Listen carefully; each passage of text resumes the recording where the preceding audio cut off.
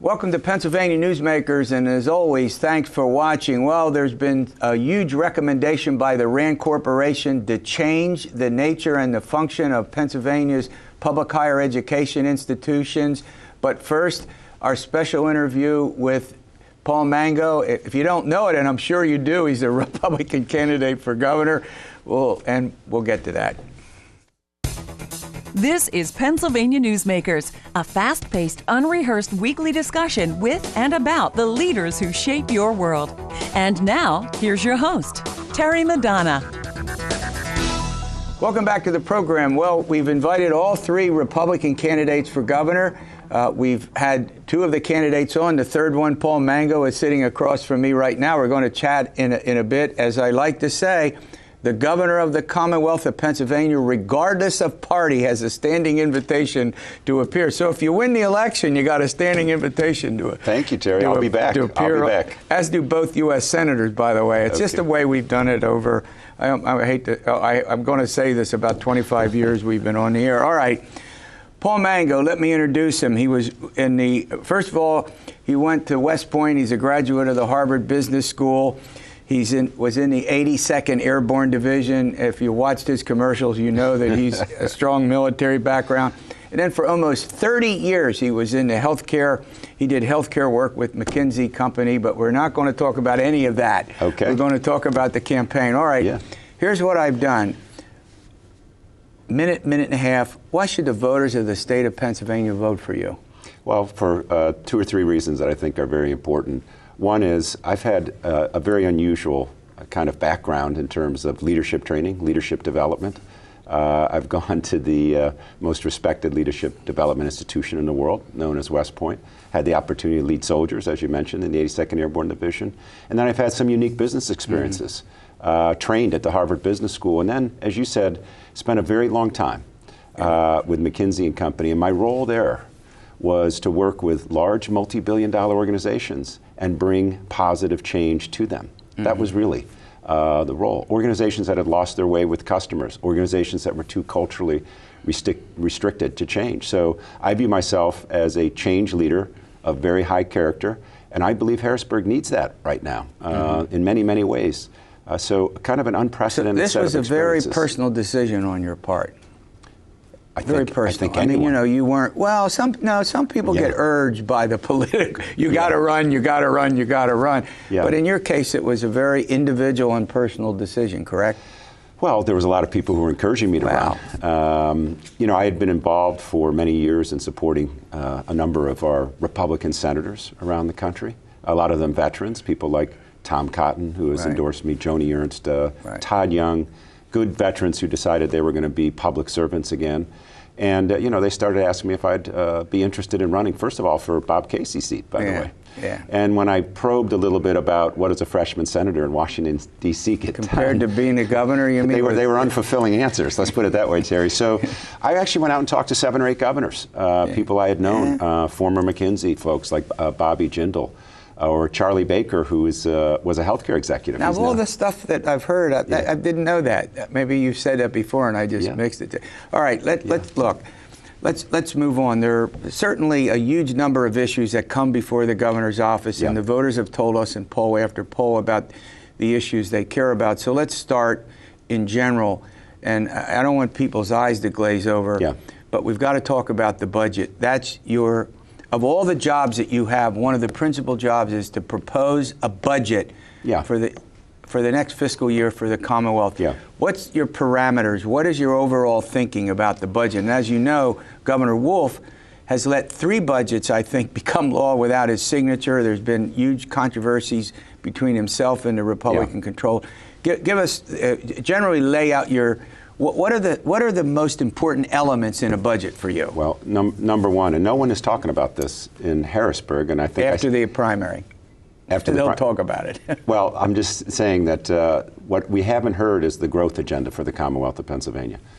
As you said, I've been in business for 30 years. Never once been associated with an organization that saved its way to prosperity.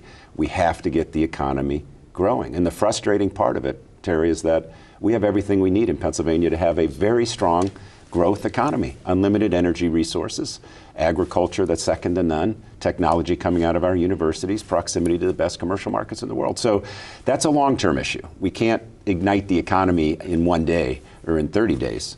The president seems to have done it in a year. Maybe it'll take us 12 to 18 months to do it. But here's what I would do that's different. I view this job as the Chief Executive Officer of the Commonwealth of Pennsylvania. When we need to tighten our belts, we need to go to the folks who know how to do it best, okay?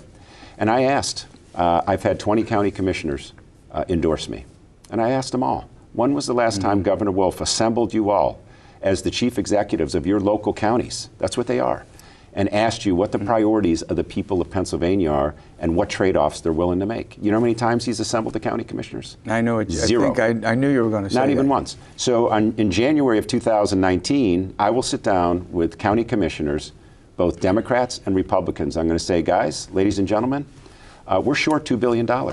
We need to roll up our sleeves. No one's going to get the credit. No one's going to get the blame. We're all going to stay here until you come back to me and tell me what the priorities of the people of Pennsylvania are for $2 billion less, and we're going to take that to the legislature, and we're going to ask them to pass it. Rather than base a budget on the special interests in Harrisburg, we're going to base it on the priorities of the people of Pennsylvania. All right, we're going to run to a break. When we come back, I want to talk about 3 or 4 of the big issues that confront every governor. Maybe we'll talk first about education spending. It's always been it's a huge priority for the 500 school districts. We'll get to that after these words. This broadcast of Pennsylvania Newsmakers is presented by the Pennsylvania Chamber of Business and Industry, the statewide voice of business, and by the Pennsylvania State Education Association and Partners for Public Education, bringing the power of a great education to our schools, our students, and our communities.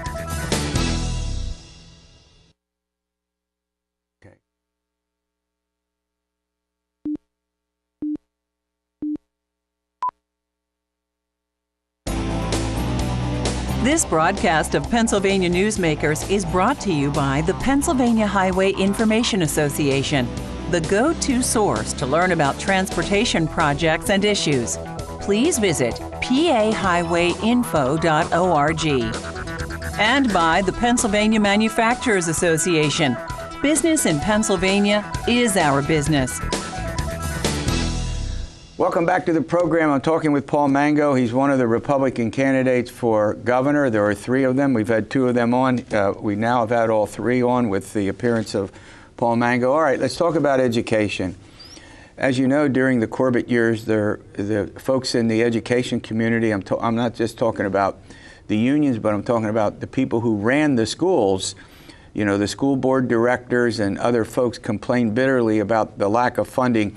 What would your overall direction be for the 500 school districts, and then you have special education, a whole assortment of other programs? So I do agree with our president. I would agree that this is the civil rights issue of our day. I believe that every one of our children here in Pennsylvania is entitled to a sound K through 12 education. That's not happening today. I only have 2 standards for our graduates. Are they prepared or on their way to be prepared for meaningful work in a globally competitive economy? And are they prepared to be good citizens? We're failing in large numbers on both of those, Terry. If we can deliver those, that's priceless. We should put as many resources as possible into that system if we can deliver that. The system today is broken.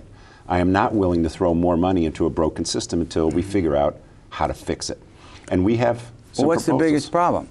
The biggest problem is we're producing students upon graduation who aren't adhering to the 2 criteria I talked about. Many of them are not prepared. How about introducing some more vocational and trade career paths for folks as they come out of middle school into high school? We're tens of thousands of jobs short, family-sustaining jobs. We have a bunch of kids going on to college, earning degrees that they're not commercially relevant once they graduate. So they have debt and they have no place to work. So I think we ought to really get back to understanding what is it that's going to prepare these kids for success, and then let's invest in that. That's not what's happening today. All right, there are 2 other big issues that the voters of the state care about and care about intensely. One of them is the most hated tax of all, the property tax, even though, as you know, it's the primary funding source for municipalities and schools. What's your position on the property? I know what it is, but tell the viewers what do you think I'm ought to supporting happen? the Senate Bill 76, which proposes the elimination of school property taxes. And as opposed to one of my opponents, the senator, I'm not going to tax seniors' pensions in order to pay for that. The way we pay for Senate Bill 76 is to take what is today property tax and turn it into some sales tax and some income tax, as the bill proposes. And we see about 10,000 Pennsylvanians a year evicted from their homes because they can't pay property tax. Most of them are seniors on fixed incomes. That's a problem. What's your answer when this comes up in local school district? The school directors will say, uh-oh, but wait a minute, then that takes control out of our hands and it puts it in the state hands, and local control gets diminished because the folks in Harrisburg control the spending. Well, I have a contrarian. Control the money that they I have get. a contrarian point of view on it. It's the following. I read SB 76. It's 138 pages. First of all, the local school district will get back the same number of dollars that the real estate property taxes were producing. But there's one fact about that bill that is very attractive to me, and that is if the local school district wants additional funds beyond what they were generating from the real estate tax, they have to go to the people in that district and ask them if they will support an increase in local income tax. So it doesn't hand power to the state from the local school board. It hands power back to the people from the local school board. That's why they don't like it. Yeah, we don't have a lot of time left. I wish we had more time. But I do. Have you taken a no tax hike pledge for let's say you're elected, you take office, have you taken a no tax hike pledge, meaning other than the property tax situation you talked about? None of the three candidates has. None of them You've has. taken no tax None hike of the three pledge. has. So in other words, you could envision a situation in which the state might need more revenue. Yeah, well, let's just look at what happened in the last year. We got a bond downgrade that's going to cost us an extra $50 million a year in interest payments. So saying you're not going to raise taxes actually is costing us more on our deficit. I just think I don't think it's responsible to take any lever off the table to ensure we can balance our budget. Again, we need a growth economy. The last budget was balanced by doing a lot of borrowing. Yeah. I mean, they borrowed considerably, and they took money from one fund that was supposed to be used for a specific purpose and moved it over. You get it. Plus gambling, drinking, and smoking more. So that's how we balance our budget. That's disgraceful for a Commonwealth as successful as we've been in the past to balance a budget on bad behavior and on borrowing money from the future. Yeah. Again, we need to bring our jobs and our children back home. We need more taxpayers, not more taxes. Well, I want to thank you for coming in. These interviews go all too short, unfortunately, but good luck. Your primary's coming up on May 15th. We're looking forward to it. We'll see how that all goes, and the winner gets to go through it again, only this time facing Governor Wolf. Oh, yeah. All right, coming up, huge changes proposed by the Rand Corporation to Pennsylvania's public higher education institutions. Dr. Ken Mash joins me. We're going to get into all of that and see where the conversation goes. This broadcast of Pennsylvania Newsmakers is brought to you by the Pennsylvania Credit Union Association. Pennsylvania Credit Unions, where people are worth more than money. To find a credit union that is right for you, check out ibelong.org. And by the Energy Association of Pennsylvania, Pennsylvania's energy information source.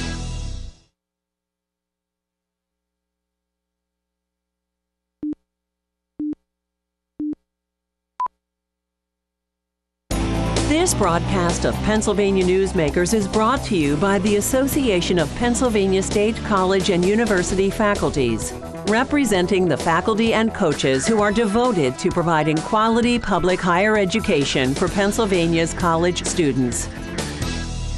Well, welcome back to the program. Sitting across from me is Dr. Ken Mash. He's professor at East Stroudsburg University, where we're in the same field. I won't go there, political science, but he's served now as president of the Association of Pennsylvania State College and University Faculties.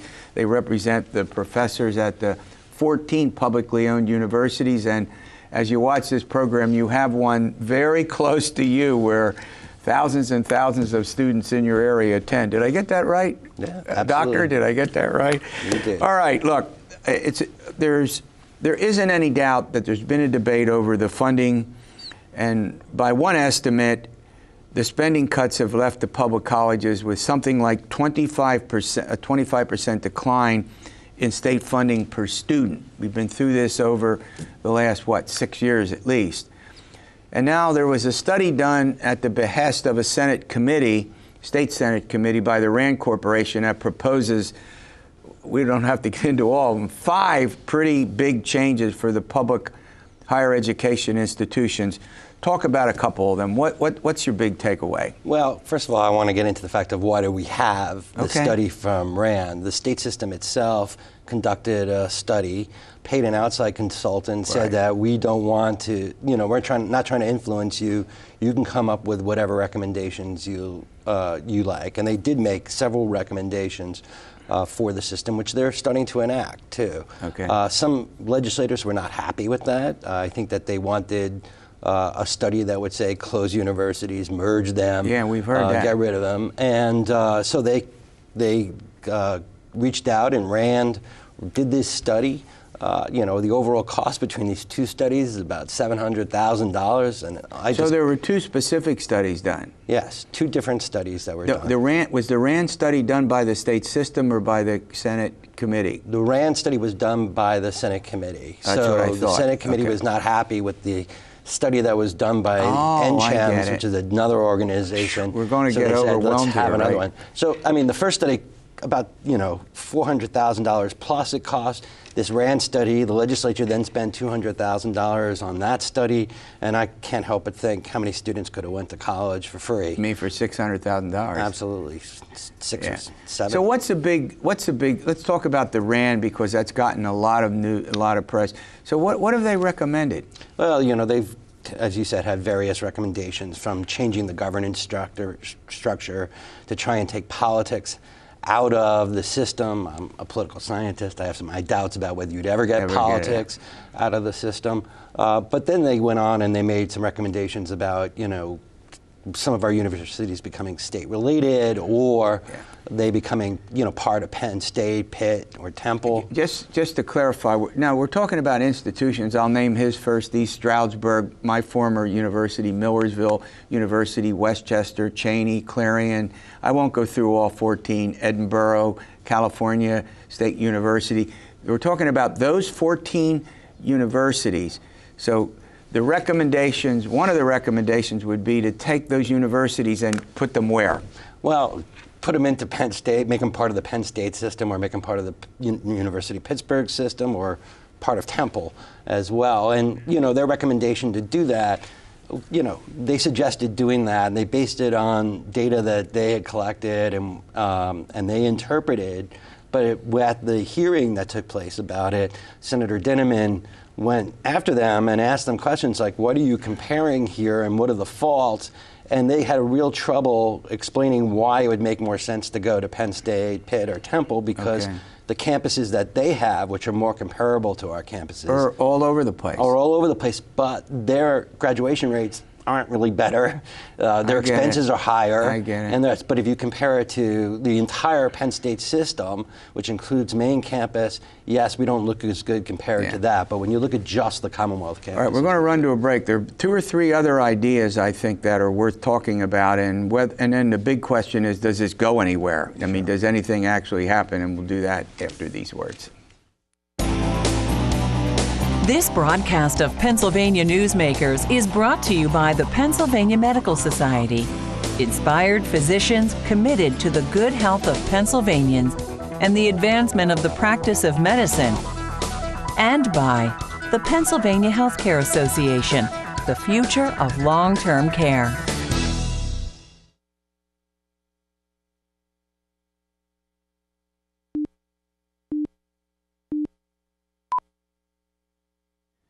I'm joined by Ken Mash. He's the president of the Association of Pennsylvania State College and University Faculties. They represent the faculty in the public universities in the state. We're talking about a report issued by the Rand Corporation that has all these changes. 100,000 students in the state system of higher education pursuing a baccalaureate and or a master's degree. Let's talk.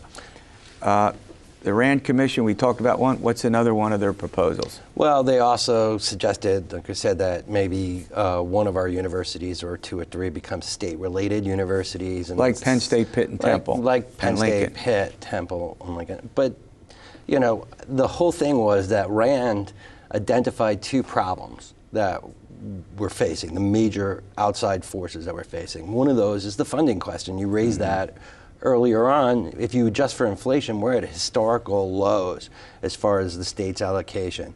And that means like the cost has been shifted over to students.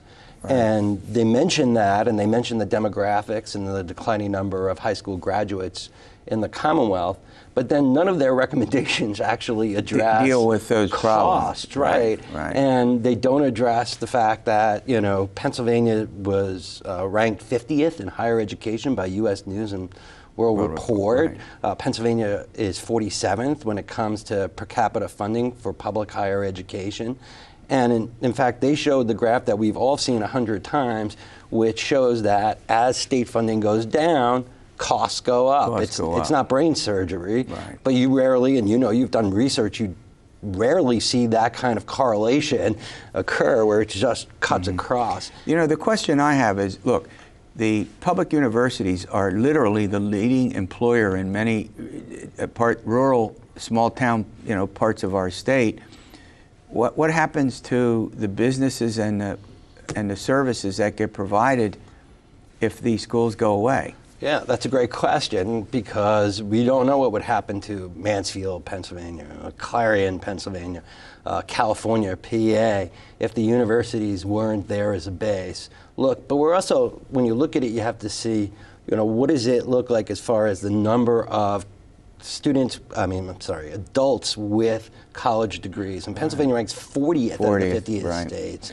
And over half the counties in Pennsylvania, including those areas, right, are below the 50th state. We have to get more people to be able to afford it. We have less than a minute left. Budget, they're going to be in a big debate coming up right after the May primary, get the budget done presumably by June 30. We'll see. What's your prospect for public higher ed? Well, you know, the governor has recommended a $15 million increase. It's something like a 2+%. And we're going to keep pushing for it. We hope we can make the case.